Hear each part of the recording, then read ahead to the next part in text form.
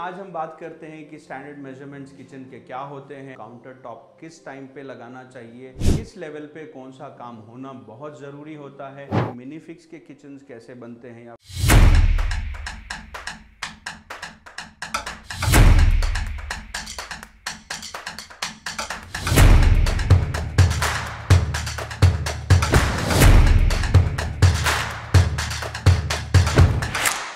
Hello friends, welcome to Skyline Spaces. बहुत सारी kitchens handleless profile में डिज़ाइन होती है और ये जो पैरेलल किचन डिज़ाइन की गई है वो जी प्रोफाइल हैंडल कॉन्सेप्ट में डिज़ाइन की। ये किचन में यहाँ पे आप देख सकते हैं कि जी प्रोफाइल यूज़ किया जा रहा है और फिर सारे शटर्स जो आते हैं या फेशियास जो आते हैं उसमें ऐसे ग्रूव किया जाएगा, जो ग्रूव फैक्ट्री में हुआ रहता है और वो कंसिस्टेंट रहता है। उसके बाद ग्रूव होने के बाद में हैंडल आपको उसी ग्रूव में फिक्स किया जाता है। अराइल्डाइट और फिर बहुत सारे एडेसिव्स जो मार्केट में माने जाते हैं, उन एडेसिव्स को लेके इसको बहुत सारी अच्छे से फिनिशिंग करके फिर इसको टेप फिक्सिंग भी की जाती है ताकि वो अच्छे से उसको होल्ड कर ले और फिर 3-4 दिन के बाद में वो जितनी भी टेप्स इसके अक्रॉस लगाई जाती है उसको निकाला जाता है। और जी प्रोफाइल अगर आप यूज़ कर रहे हैं तो इसका ये ख़ास ध्यान रखें कि आप इसके कैप्स ज़रूर लगवाएं, वरना ये इसके शार्प एजेस आपको बहुत हार्मफुल रहेंगे। हमारे एक पिछले एपिसोड में हमने pros and cons of mini fix और pros and cons of screw fixing के बारे में बात की थी।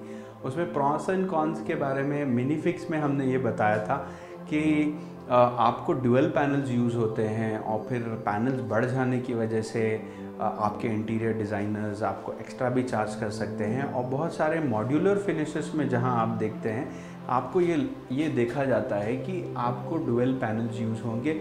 ये इसलिए होता है क्योंकि आपका हर कैबिनेट अलग अलग बना रहता है और फिर ये जॉइंट पिन्स होती हैं जिसकी वजह से दोनों कैबिनेट के पैनल को जॉइंट करके इसको फिक्स किया जाता है ताकि उसमें स्ट्रेंथ रहे। ये यहाँ आप देख सकते हैं इस किचन में जहाँ पर भी आपको कैबिनेट अलग अलग बॉक्स बन के लगा हुआ है तो वो सब सारे एक्स्ट्रा पैनल्स हैं। वही आप अगर स्क्रू फिक्सिंग में देखें तो बहुत सारे टाइम में होता ये है कि जो बीच में डुअल पैनल्स आ रहे हैं उसको अवॉइड करके सिंगल पैनल दे दिया जाता है। वो भी कर सकते हैं, इसमें कोई हर्ज नहीं है या फिर कोई फ़र्क नहीं है, बट वहाँ पे हिंजेस दूसरी लग जाती हैं। तो एपिसोड के बिगिनिंग में हमें आपको बता रहे थे कि ये कैबिनेट और कारकेस कैसे हुआ है, इसमें गैप कैसे क्यों दी गई है और फिर इसके ऊपर क्या होने वाला है। आप देख सकते हैं कि इसके बाद एक पूरा सा प्लाई इसके ऊपर रखा जाएगा जो कि वन साइडेड लैमिनेट रहता है 99% केसेस में।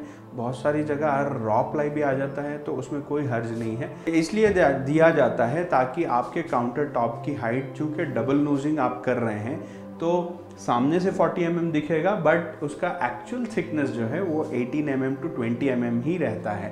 अब उसको हमें थिकनेस बढ़ाने की वजह से गैप ना आए तो हम ये पूरा सा एक प्लाई यहाँ पे यूज़ करते हैं और फिर आप ये देख सकते हैं ये पूरा वाटरप्रूफ प्लाई यहाँ पे यूज़ किया जाता है। अब इसके ऊपर आप काउंटर टॉप प्लेस करेंगे। अगर पानी जाने की वजह से कहीं कभी ग्रेनाइट फिक्सिंग के वक्त हो जाता है, कभी कभी पीछे से सिलिकॉन सही से फिल नहीं किया जाता है या फिर कुछ हो जाता है, थोड़ी सी हल्की सी गैप्स आ जाती हैं तो पानी जाके आपका ये प्लाई ख़राब होगा, ना कि आपका कैबिनेट ख़राब होगा।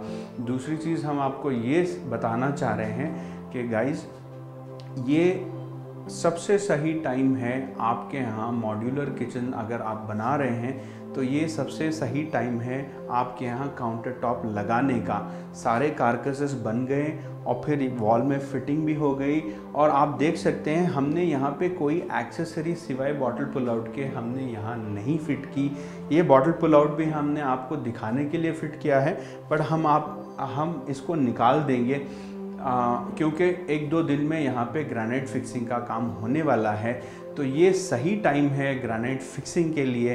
अभी काउंटर टॉप लाके आराम से इस पे फिट किया जा सकता है और फिर ये आपको ध्यान रखना है कि ग्रेनाइट फिक्सिंग से पहले आप कोई एक्सेसरी इसमें फिट ना करें, क्योंकि बहुत टाइम में हमने ये हमारे एक्सपीरियंस में देखा है कि जब हॉप कटिंग करते हैं तो वो सारा डस्ट जो भी हुआ रहता है, हॉप कटिंग के लिए वो ग्रेनाइट इंस्टॉलेशन वालों को ग्रेनाइट यहीं पे रख के बहुत सारे टाइम में कटिंग या फिर उसको ट्रिमिंग करने के लिए बहुत सारी वक्त में उनको ट्रिमिंग मशीन्स यूज़ करनी पड़ती है, तो वो सारा डस्ट एक्यूमुलेट आपके एक्सेसरीज़ में होगा और फिर महंगी महंगी एक्सेसरीज़ आपकी ख़राब हो जाएंगी।